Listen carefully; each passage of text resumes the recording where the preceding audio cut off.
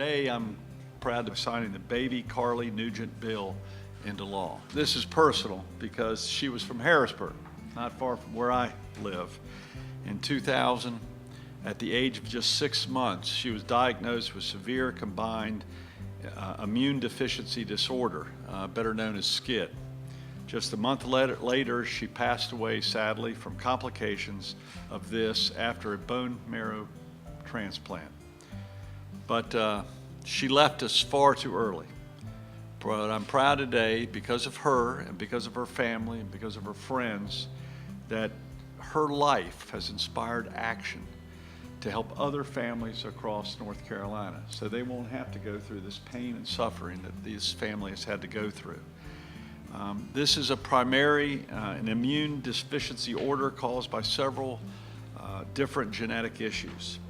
Children born with this lack immunity against bacteria, viruses, and fungi, and are prone to repeated and persistent infections that would not cause serious illness in a person or an infant with a normal immune system. And this can be extremely life-threatening for infants, so early detection is crucial and life-saving, and that's what this bill is attempting to do, is have early detection. Nothing compares the research and innovation happening throughout our state, especially in the medical field, and we are proud that the leading center for treatment of SCID in the United States is right down the road at Duke University Medical Center. Bone marrow transplant is performed before a baby is 3.5 months of age.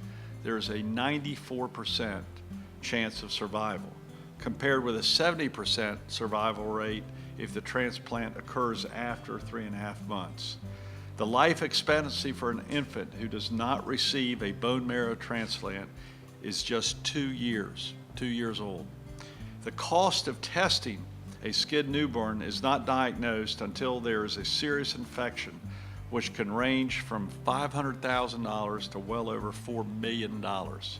While the cost of conducting a transplant for a SCID infant who is not sick is usually less than $100,000. I'm so proud of the Nugent family for continuing with their loss, understanding their loss, and trying to turn this loss into making a difference for generations to come. And they've done that.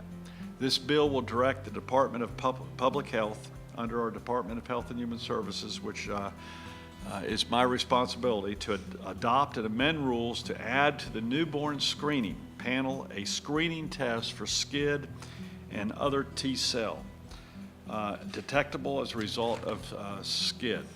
And with my signature, North Carolina is now joining 26 other states.